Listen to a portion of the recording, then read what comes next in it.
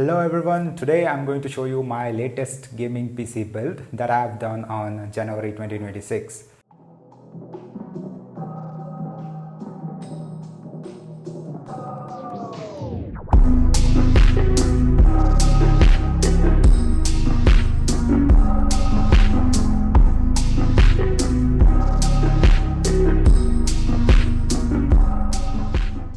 So this gaming PC build has cost me 2 lakh rupees. So usually at this price point, I could have easily bought a Ryzen X3D chipset with GPU RX 9070 or RTX 5070 Ti. But this is what I have. Let's see what I have at 2 lakh rupees. So I have built this PC during the RAM crisis. So for the processor, I have a Ryzen 7 9700X. So this has cost me 31,800. So I had bought it at a deal during a Republic Day sale. So that's the best buy at 31,800. But usually the price point of this processor in Amazon stays at 37,100. So at that price point, I think the better buy is Ryzen 7 Ultra. To let you know guys, all the parts over here, I have bought them from Amazon. Next up for the GPU, I have RTX 5070, which is MSI's Shadow X2 edition. It is OC, overclocked edition of MSI. And talking about the price of this graphics card, I had bought it at a deal for 63,500, and currently the price is at 75,600 in Amazon. So price of all the Nvidia cards have recently been increased, so that's there.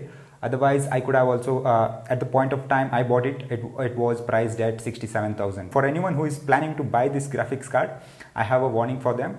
So the thermal throttling at this graphics card doesn't handle thermal throttling really well. This graphics card usually has the thermals when used at 100% at 78 to 79 degrees Celsius. So the bottleneck is at 80 degrees Celsius. So if any graphics card that hit 80 degrees Celsius, then it will start thermal throttling, and it will usually, what happens is usually it reduces the clock speed, the GPU clock speed, and in turn the performance will come down. The main disadvantage with this graphics card is it is plastic built. So if you're going for the metal build, they handle the thermals pretty well. And if you're ever planning to buy a RTX 5070, just keep in mind, buy a better model which handles the thermals and keeps the thermals below 75 degrees Celsius. So I went for this graphics card because when I saw most of the reviews on RTX 5070, the reviews were that it draws very less power. Yes, it draws very less power, and most of the reviews were on like this RTX 5070 handles the thermals really well. So I didn't really bother to check if this particular model handles it well or not. So this particular one is exceptional. Yes, all other RTX 5070 models usually are very good at handling thermals because they draw less power. And also most of the people compare RTX 5070 with RX 9070 XT graphics card. But usually that graphics card costs 10 to 15,000 more than this graphics card. I'm talking about online prices on Amazon. So if you're comparing the low end model of that graphics card to this graphics card, it costs 10 to 15,000 more. And even if you compare the higher versions, it again costs 10 to 15,000 more. So since if I was not having the budget concern due to the RAM crisis or SSD crisis, then I would have definitely gone for RX 9070 XT as a competitive. I play usually competitive shooter games, so for getting those extra raw performance, I would have gone for the RX 9070 graphics card. And now for the motherboard, I have ASRock B850 motherboard. It's a Pro A Wi-Fi edition. So this motherboard comes with all the features that you actually require. It has a Wi-Fi in it, and it supports DDR5 RAM, and it also supports both the Gen 4 and Gen 5 SSDs. And it also has all the slots you require for the USB 3.0, 2.0. So it comes with all the slots as well. So if you're using Ryzen X3D chipset, you have to be careful with this motherboard. Just update the BIOS otherwise your CPU can get fried. So that is one issue in this. And coming to the price of this motherboard, it is at 19,000. So it's still at 19,000 for this motherboard. And next up we have the power supply here. So the power supply is from MSI, which is MAG A750GL. It's a 750 watts power supply. So this had cost me 8,400, and still the price is around 8,400 on Amazon.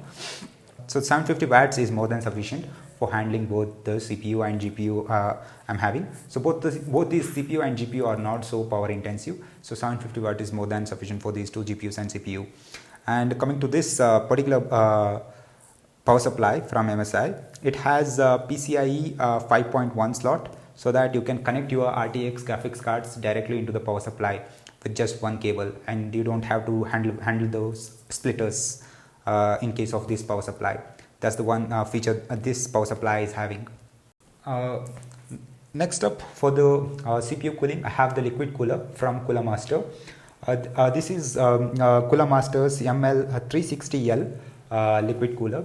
So this is actually a overkill for the processor, since the processor draws only 65 watts, and you can also use a normal 2-fan air cooler which has 2 fans.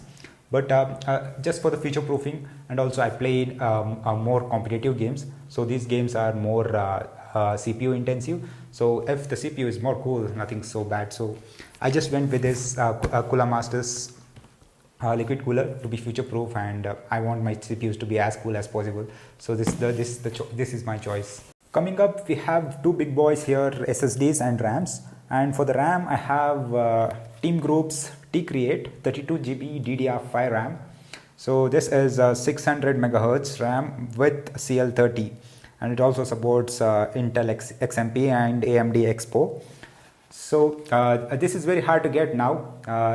You don't find much of the CL30 DDR5 RAMs in the market. This is the one of them. It's still in the stock. It was not there for last 2 months, but recently I saw it's still in the stock. So I bought it at the price of 41,600. It's currently available at 50,000 on Amazon. If I was buying this memory, let's say 9 months back, for this DDR5 CL3600 megahertz RAM, it would have cost me around 12,000. So you see, I'm spending 30,000 more for this RAM alone in this PC build. And coming to the other two big boys, I have two SSDs here. Both are 1 TB. One is from Kioxia, that is 1 TB, and one more is from WD. So both are 1 TB SSDs. So I had first bought this WD's 1 TB Gen 4 SSD, which has read and write speeds around 7000 read speed and same as 6900 write speed. And the motherboard supports both as well. So I bought them separately because I didn't have much budget to get the both of them, and the 2 TB ones was costing too much. So for this WD's Gen 4 SSD, it's one of the best SSDs for gamers, and it had cost me 12,000, and currently it costs 21,800. You can see just in the span of 2 months the price has doubled for this particular SSD. And coming to the one more SSD, that is Kioxia's Exterior Plus 4G. This has a 10,000 Mbps read and write speed, and it's a Gen 5 SSD. Coming to the price of this Gen 5 SSD, it had costed me 16,000 and it's currently at 18,000. So there is an increase of 2,000 rupees for this particular SSD. So ideally speaking, if I had the budget, or if I was building this PC, let's say 9 months back, I would have just bought one 2 TB SSD. That would be from this Western Digital SN7100, and it would have cost me around 8,700. So if I keep that in mind, so since I had built this in the crisis, the SSD crisis, so it had costed me 19,300 more. So if I combine both RAM and SSDs, I have spent 49,000 rupees more, just because the prices have increased exponentially for these two components. For me, the most intensive price hike is for this Western Digital's 2 TB SSD, which would have costed only around 9,000, and it currently sits around 47,500 in Amazon. So that is 5 times more currently for the same SSD. Now for the case, I have MSI's MagForge 320R airflow case. So this cost me 5,000 rupees and it's currently at 6,000 rupees. So after spending 2 lakh rupees, you might be asking, where is your fish tank case? So actually I'm a very guy who sees efficiency in everything. So the airflow cases actually control the temperature better. So I didn't bring the fish tank case.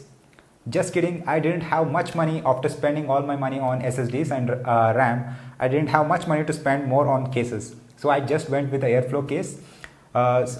So whatever I said earlier is actually true. So that's the only way I can console myself, that I brought a airflow case instead of a fish tank case. So airflow cases actually handle the temperature better than a fish tank case. So after doing all the math, I have some statistics in front of you. So if I was building this PC with this configuration 9 months ago, it would have costed me 1,56,673 rupees. And I bought this PC for the price of 2,05,973 rupees. So that's 50,000 more. And if you're buying these components, the exact same components from Amazon at the current date, it would cost you 2,44,953 rupees. So you can see the price is keep on increasing day by day. So coming to the point where do you have to consider buying a PC or building a PC at this stage? So it's completely up to you. If you have the budget and if you have the urgency to build the PC, then you can go for it. Or if you can wait for a year and check if the prices do go down, then you can wait for that as well. But constantly I can see with the price of SSDs and RAM, the GPU prices are also increasing, especially NVIDIA graphics card. Those prices have been increased from the time that I have built PC. The price has increased around 7,000 for all the RTX NVIDIA graphics cards. Coming to my story for building this gaming PC is because I made a promise to myself as a child to build a gaming PC when I start earning. So currently I might not have that much time to play games, or might not be into playing games so much as my younger self. And again, you can see the prices, they are skyrocketing. So against all odds, I still wanted to fulfill the promise that I had made to myself as a child.